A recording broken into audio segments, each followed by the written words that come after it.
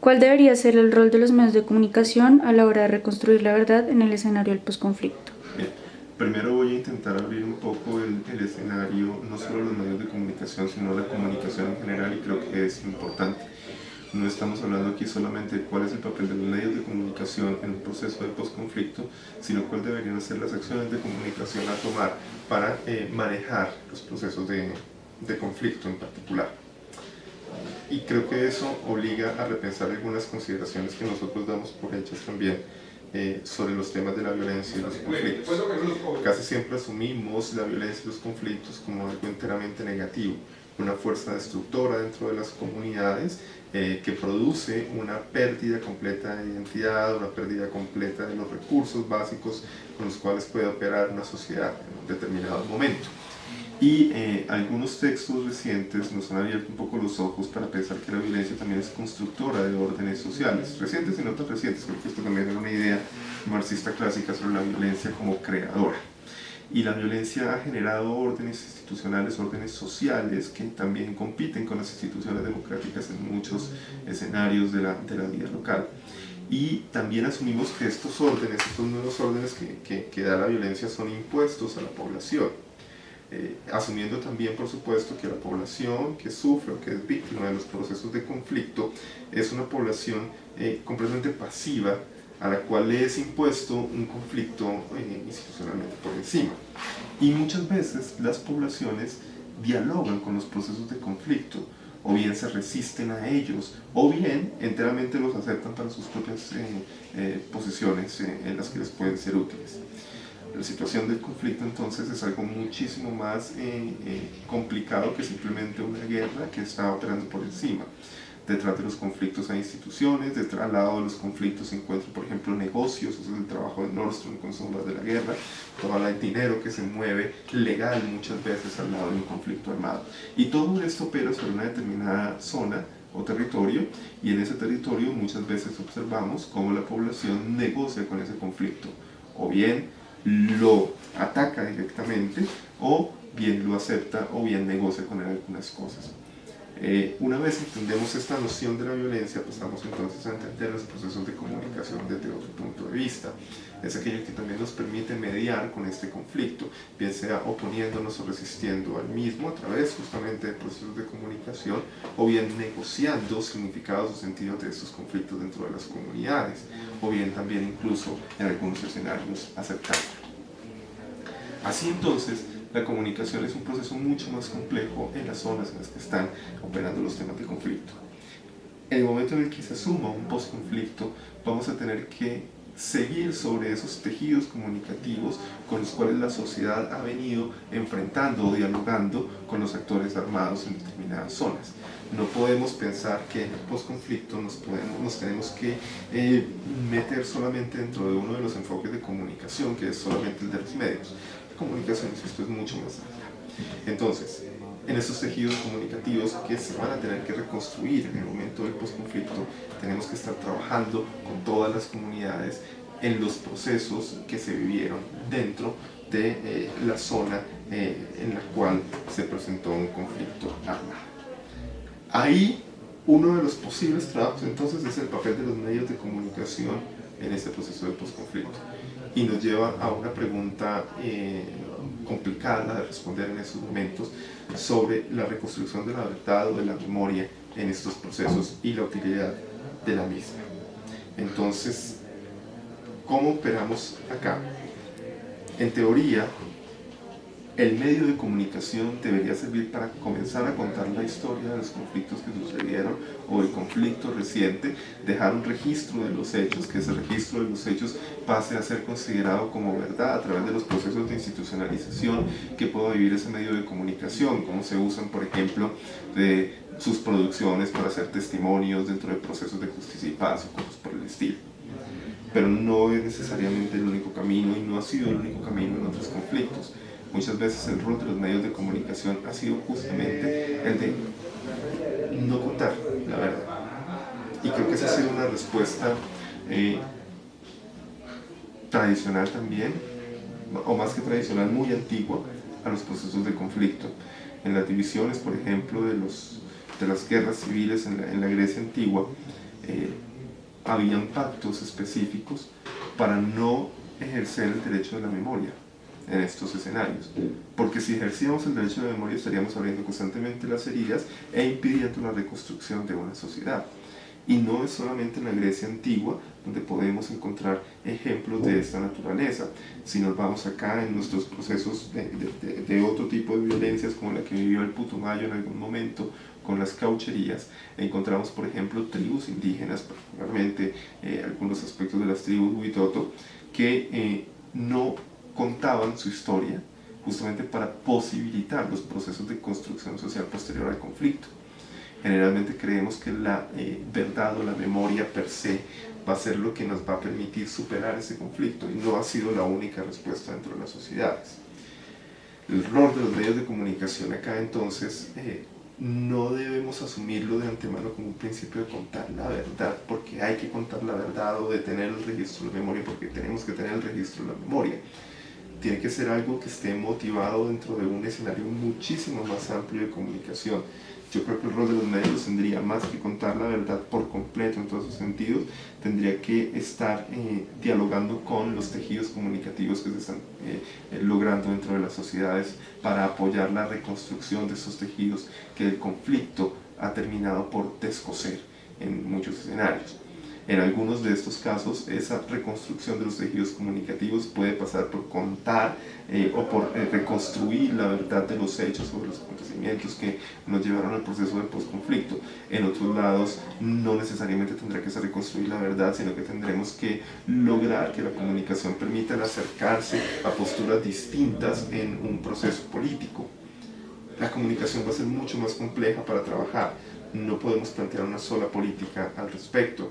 Tal vez la verdad ni siquiera sea necesaria que la cuenten los medios de comunicación. Posiblemente exista entonces otra opción, que sería manejar tribunales de verdad, en la que los verdaderos culpables se presten para este proceso directamente con las víctimas para establecer la verdad de los hechos.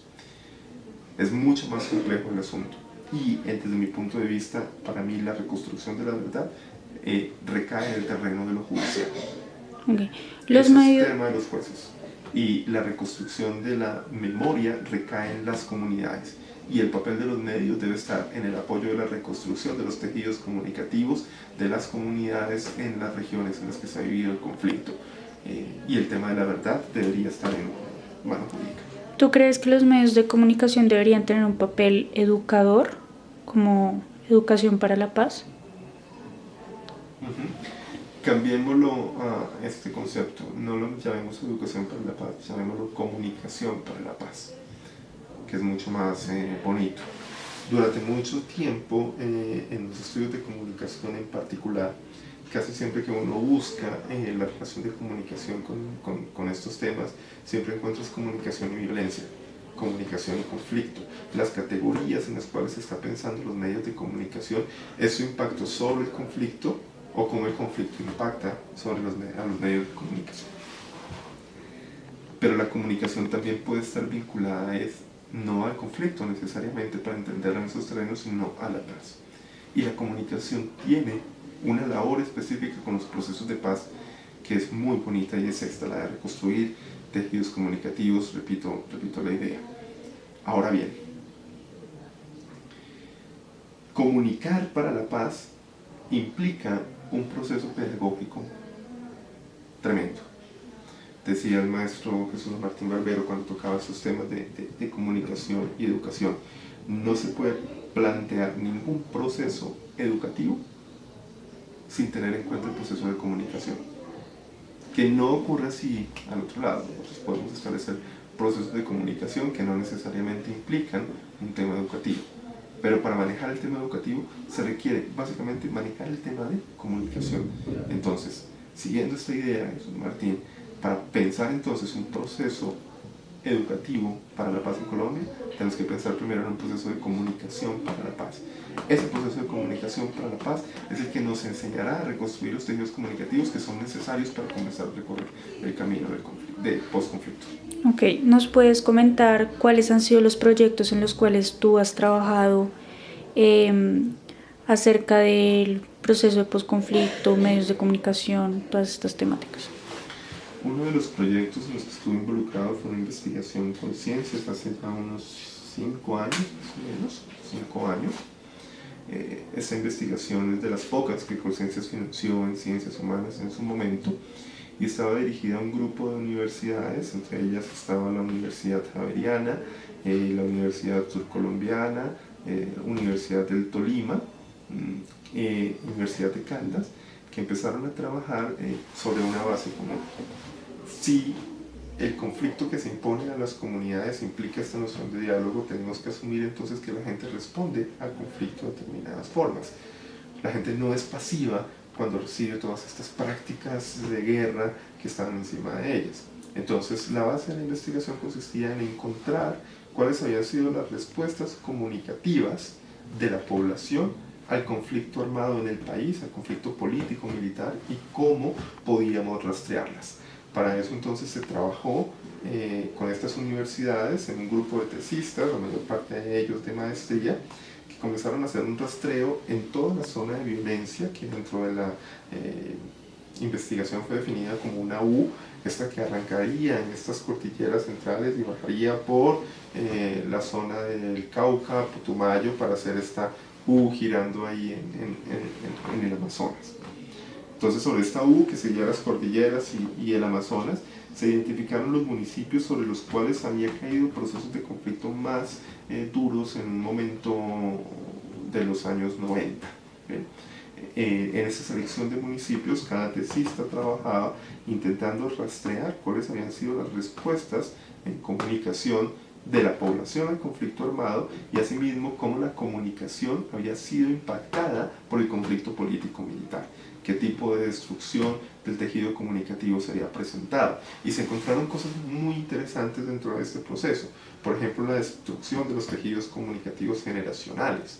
Cómo existe una generación que tuvo que vivir esta guerra con más intensidad, que no cuenta necesariamente lo que pasó a las generaciones que lo siguen, que muchas veces se terminan enterando es por documentales, por la acción de entrevistas, periodistas, libros que cuentan la historia, pero que ellos no tienen ese contacto generacional. Y ese es uno de los temas que ha impactado mucho el tema de la guerra de Colombia, la destrucción del tejido comunicativo intergeneracional.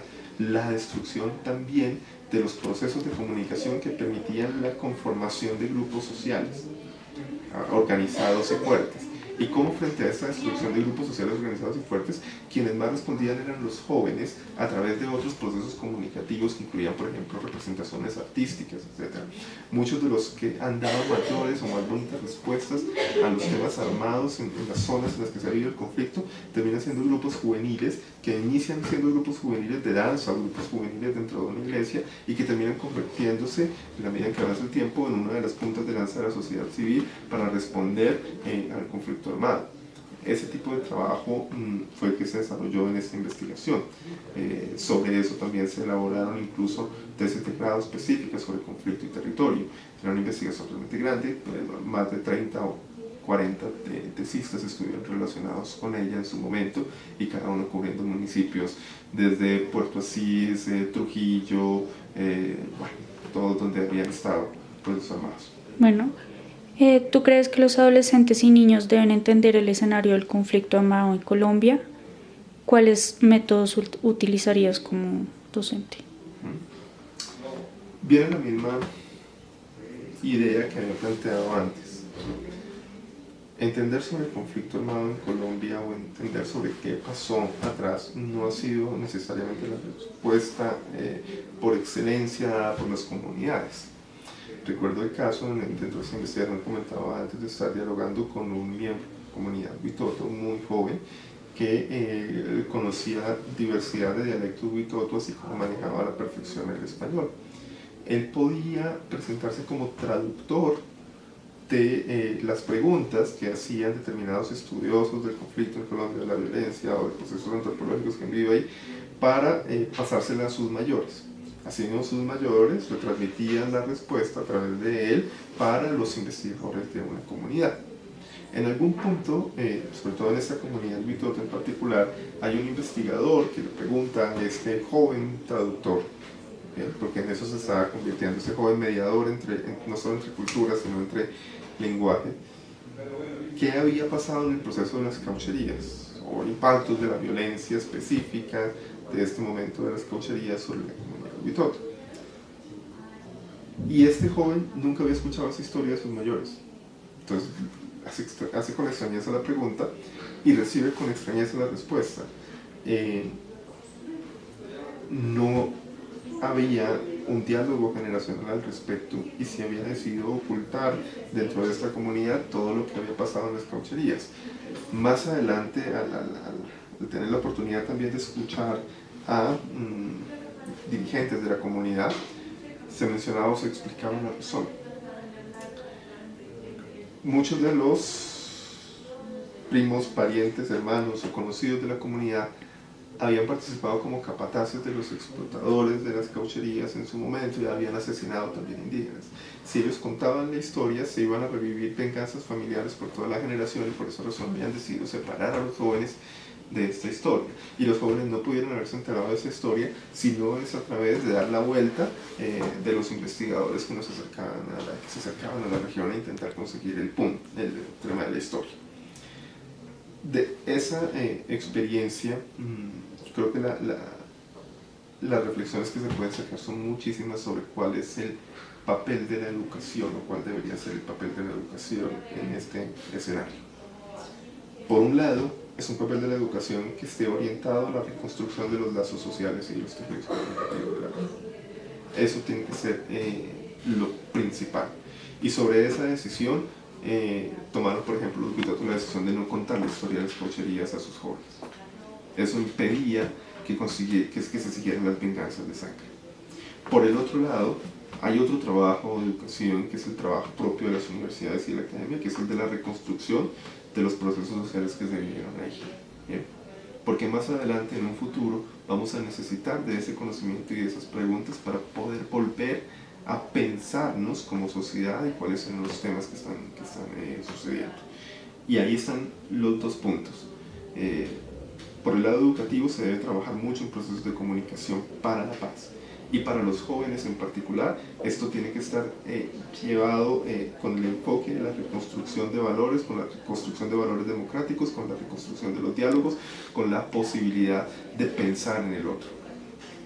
Y por el otro lado, la academia también tiene que trabajar no solo en la educación de los jóvenes en torno a comunicación para la paz, sino que también tiene que estar trabajando muy de la mano con las universidades, sobre todo con los centros de investigación, para la reconstrucción de los procesos sociales que se vivieron en estos conflictos, que nos pueden colaborar más adelante en la solución de nuevos conflictos o que comiencen a resurgir algunos de los anteriores.